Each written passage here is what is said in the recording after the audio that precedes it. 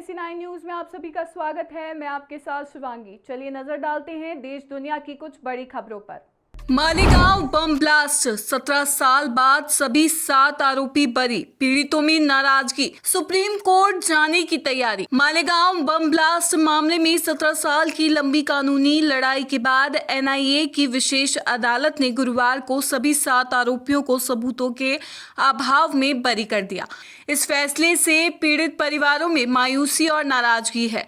स्थानीय लोग और पीड़ित इसे नाइंसाफी बता रहे हैं और सुप्रीम कोर्ट में अपील करने की घोषणा की है। मौलाना कय्यूम कासमी ने कहा कि हमें उम्मीद थी लेकिन फैसला हमारे पक्ष में नहीं आया। हेमंत करकरे ने जो उम्मीद जगाई थी वह पूरी नहीं हुई। मालेगांव के गरीब और मजलूम पीड़ितों को न्याय नहीं मिला। हम अब सुप्रीम कोर्ट जाएंगे। उन्होंने आरोप लगाया कि अदालतों पर दबाव और पंचनामा की गलतियों के कारण ये फैसला आया। पीड़ित लियाकत शेख ने कहा कि दोषियों को सबूतों के साथ पकड़ा गया था, फिर भी उन्हें सजा नहीं मिली। ये सरासर नाइंसाफी है। हम सुप्रीम कोर्ट जाएंगे। यूपी में स्कूल विलय पर नया आदेश। 1 किलोमीटर से दूर और 50 से अधिक छात्र वाले स्कूल नहीं होंगे मर्ज।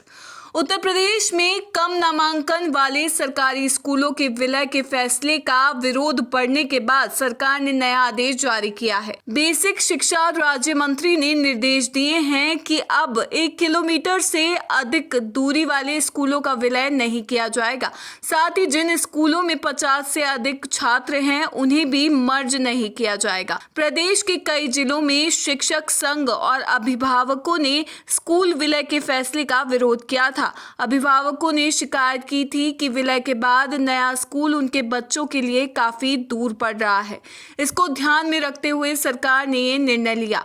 लोक भवन में मीडिया को संबोधित करते हुए राज्य मंत्री संदीप सिंह ने कहा कि पिछले 8 वर्षों में परिषदीय स्कूलों की स्थिति में काफी सुधार आया है। सरकार हर बच्चे को शिक्षा का अधिकार सुनिश्चित करने के लिए प्रतिबद्ध है। उन्होंने बताया कि 2017 के बाद स्कूलों की स्थिति सुधारने के लिए कई कदम उठाए गए, जिसके परिणाम स्वरूप आज प्रदेश के 96% स्कूलों में पीने का पानी, शौचालय और अन्य मूलभूत सुविधाएं उपलब्ध है। मालेगांव ब्लास्ट केस, 7 आरोपी बरी, असुद्दीन ओवैसी ने जताई निराशा। महाराष्ट्र के बहुचर्चित मालेगांव बम ब्लास्ट मामले में NIA की विशेष अदालत ने गुरुवार को बीजेपी की पूर्व सांसद प्रज्ञा ठाकुर और कर्नल पुरोहित समेत सभी 7 आरोपियों को सबूतों के अभाव में बरी कर दिया। इस फैसले पर MIM प्रमुख और हैदराबाद से सांसद असुद्दीन ओवैसी ने गहरी निराशा जताई है और NIA कोर्ट के फैसले पर सवाल उठाए हैं। सितंबर 2008 में मालेगांव में रमजान के महीने में हुए शक्तिशाली विस्फोट में 6 लोगों की मौत हो गई थी और करीब 100 लोग घायल हुए थे। इस मामले की शुरुआती जांच स्थानीय पुलिस और ATS ने की थी, लेकिन बाद में इसे राष्ट्रीय जांच एजेंसी को सौंप दिया गया। 17 साल की लंबी कानूनी प्रक्रिया के बाद आए इस फैसले ने पीड़ितों और कई नेताओं में मायूसी पैदा की है। ओवैसी ने कहा, ये फैसला निराशाजनक है। मालेगांव ब्लास्ट के पीड़ितों को इंसाफ नहीं मिला। हम कोर्ट के फैसले पर सवाल उठाते हैं और इसकी आगे की कानूनी प्रक्रिया पर विचार करेंगे। उन्होंने NIA की जांच और सबूतों की प्रस्तुति पर भी सवाल उठाए। ये फैसला मालेगांव और देश भर में चर्चा का विषय बना हुआ है। अमेरिका ने दिया भारत को एक और झटका। अमेरिका ने भारत को एक और झटका दे दिया है। उसने 6 भारतीय पेट्रोलियम कंपनियों पर प्रतिबंध लगा दिया है। अमेरिकी विदेशी मंत्रालय का कहना है कि ये कंपनियां ईरान के साथ व्यापार कर रही थी। एक रिपोर्ट के मुताबिक विदेश मंत्रालय ने कहा कि ईरान अपनी कमाई का बड़ा हिस्सा क्षेत्रीय संघर्ष को बढ़ावा देने के लिए लगा रहा है। उसने ईरान पर आतंकवाद का साथ देने का भी आरोप लगाया। अमेरिकी विदेश मंत्रालय के प्रवक्ता ने कहा कि ईरानी सरकार मध्य पूर्व में संघर्ष को बढ़ावा देती है और अस्थिरता फैलाने के लिए पैसे का इस्तेमाल करती है।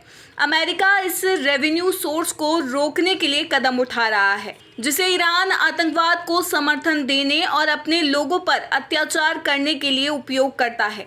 अमेरिकी विदेश मंत्रालय ने बुधवार को ईरान के साथ व्यापार करने वाली 20 कंपनियों पर बैन लगाया है, जिसमें भारत की 6 कंपनियां शामिल है। मालेगांव ब्लास्ट मामले में साध्वी प्रज्ञा समेत सभी आरोपी बरी। एनआईए की स्पेशल कोर्ट ने 2008 के मालेगांव ब्लास्ट मामले में फैसला सुना दिया है। 17 साल बाद आए इस फैसले में बीजेपी की पूर्व सांसद साध्वी प्रज्ञा सिंह ठाकुर को क्लीन चिट मिल गई है। 1.5 दशक से अधिक समय तक चली सुनवाई के बाद कोर्ट ने सभी आरोपियों को बरी कर दिया है। जस्टिस लाहौटी ने कहा कि इस केस की जांच 3 से 4 एजेंसियां कर रही थी।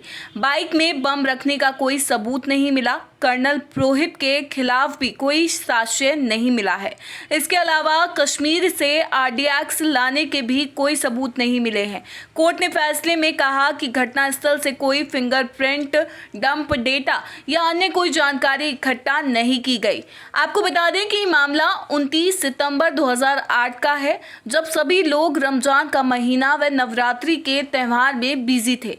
रात करीब 9 बजे का समय था, तब मालेगांव के भीकू चौक पर बम ब्लास्ट हुआ। चारों तरफ धुआं और लोगों की चीखों की आवाज सुनाई देने लगी। 6 लोगों की मौके पर ही मौत हो गई थी। 100 अधिक लोग घायल हो गए थे। नासिक जिले के मालेगांव में मुस्लिम संख्या ज्यादा थी। अदालत ने 17 साल लंबी चली सुनवाई के बाद 19 अप्रैल को सभी 7 आरोपियों के खिलाफ फैसला सुरक्षित रख लिया था। 8 मई फैसला सुनाने की तिथि तय की गई थी। सभी आरोपियों को इस दिन पेश होने का आदेश दिया गया था, लेकिन फिर कोर्ट ने 31 जुलाई फैसला सुनाने की तिथि तय कर दी थी। डोनाल्ड ट्रंप का भारत पर 25% टैरिफ का ऐलान। ट्रुथ सोशल पर पोस्ट में लगाया जुर्माना। अमेरिकी राष्ट्रपति डोनाल्ड ट्रंप ने भारत पर 25% टैरिफ लगाने की घोषणा की है, जो 1 अगस्त 2025 से लागू होगा।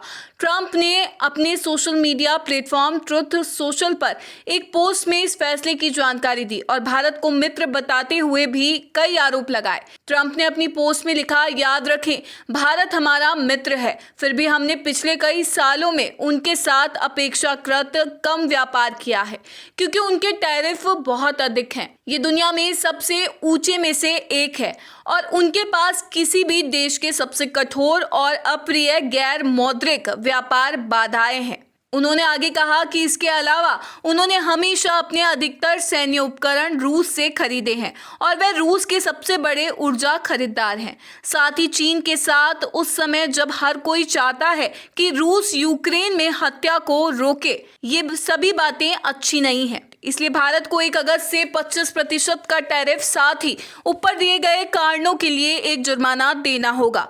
इस मामले पर आपका ध्यान देने के लिए धन्यवाद। NSE9 न्यूज़ में फिलहाल इतना ही। आगे की खबरों से अपडेट रहने के लिए बने रहिए NSE9 न्यूज़ के साथ। नमस्कार।